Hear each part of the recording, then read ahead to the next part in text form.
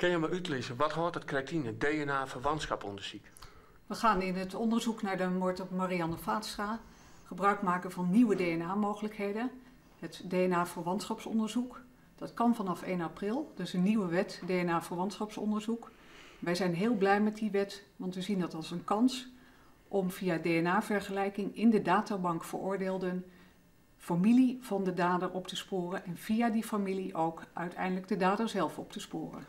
Kun je me uitlezen, hoe werkt dat dan? Wat je doet is, we hebben in de zaak Vaatstra een goed DNA-profiel van de dader. Dat is heel belangrijk. Wat we vervolgens doen is dat profiel vergelijken met de DNA-profielen in de databank. En dan zoeken we niet op een volledige overeenkomst. Ja, dat doen we standaard, maar dat heeft geen hit opgeleverd. Wat we nu doen is dat we zoeken naar zoveel mogelijk overeenkomsten. Want dan is de kans groot dat als je zoveel mogelijk overeenkomsten in de DNA-profielen vindt, dat je bij de familie komt. En als we dan een familielid hebben, dan stopt dat onderzoek in de databank en dan gaat het rechercheteam verder met het normale recherchewerk om uiteindelijk bij de verdachte terecht te komen. Via de familie? Via de familie. Je zei net al, van ja, we bezieken dus de familie op te sporen in die databank. Maar hoe groot is eigenlijk die kans dat de familie van de dader in die databank zit? We weten niet of de familie in de databank zit, maar dit is absoluut een kans, deze nieuwe opsporingsmethode. Daarom grijpen we die kans met beide handen aan. En het DNA-profiel is heel bruikbaar voor dit type onderzoek. Waarom? Omdat het onderscheiden kenmerken heeft en omdat er ook in het buitenland al ervaring is met dit type onderzoek, waarin in sommige zaken inderdaad via de familie van de dader uiteindelijk de dader is opgespoord. Hoe groot is nou de kans dat je via deze nieuwe technieken en de nieuwe wet, ik moet zeggen, de zaak oplossen kan? Ja, hoe groot die kans is, dat is moeilijk te zeggen. Maar er is een kans, een reële kans. En het is hier een heel ernstig misdrijf. Nog steeds niet opgelost. Heeft de samenleving ernstig geschokt. Buitengewoon vervelend voor de nabestaanden. Dus wij grijpen iedere kans aan. En dit is een reële kans voor ons om tot een oplossing in de zaak te komen. Is het ook de laatste kans?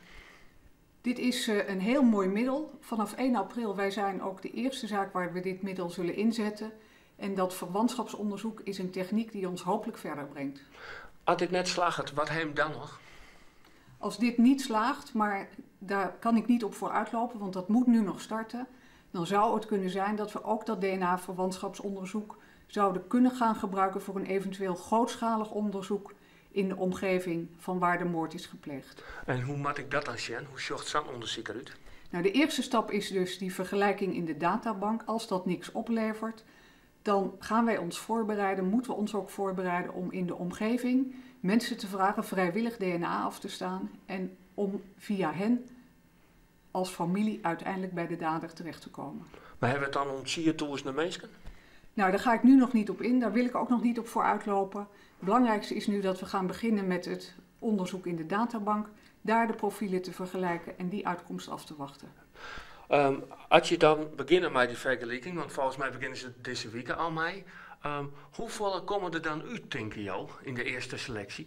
Ja, die selectie is heel belangrijk. NFI-deskundigen die zijn er ook goed over aan het nadenken over hoe dat moet. En het team dat dit onderzoek heeft voorbereid, heeft daar ook buitengewoon goed over nagedacht. Er wordt een goede selectie gemaakt. Dat levert hopelijk een aantal vergelijkbare profielen op. En dan door steeds verfijnder te zoeken, krijg je steeds minder profielen over, zodat je uiteindelijk hopelijk een beperkt aantal hebt die geschikt zijn voor nader onderzoek. 1 of 2? Wellicht, ja. Wat gebeurt er daarmee? Nou, dan als het zo is dat je met een redelijke mate van zekerheid weet dat je een familielid te vinden hebt, dan ga je kijken of je bijvoorbeeld een broer of een vader of een verder weggelegen familielid, een neef, in verband zou kunnen brengen met de moord op de Marianne Vaatstra. Dan kan ik me ook voorstellen dat mensen denken van ja, ik heb er 4 familielid gewoon, een neef, 20 jaar lang, heb ik geen contact met mij. Ja, en dan wordt mijn familie onderzocht. Wat er nu gebeurt is dat de profielen in de databank, die worden gebruikt. Daar zitten profielen in, DNA-profielen in van mensen die veroordeeld zijn. Die zijn wettelijk verplicht om hun DNA-profiel af te staan. We mogen dat ook opslaan en die profielen die worden gebruikt. Maar de familie daaromheen in eerste instantie net? Veel familie, daar hebben wij niets mee te maken, dat zullen we ook niet doen. Maar pas op het moment dat je zeker weet dat je echt in de familielijn zit, zal er via de familie verder worden gerechercheerd. Stel, er komt een familie, ik neem wat, familie de Vries uit. Wat gebeurt er met zo'n familie? Wat doe je hem dan? Nou, op dat moment doen we nog niet zoveel, omdat we eerst moeten weten of er ook wel een relatie is uiteindelijk met de verdachte. En dan gaan de gewone regels in werking. Pas als je echt verdenkingen hebt tegen iemand, zoveel verdenking dat hij verdachte is, dan wordt hij ook als verdachte benaderd.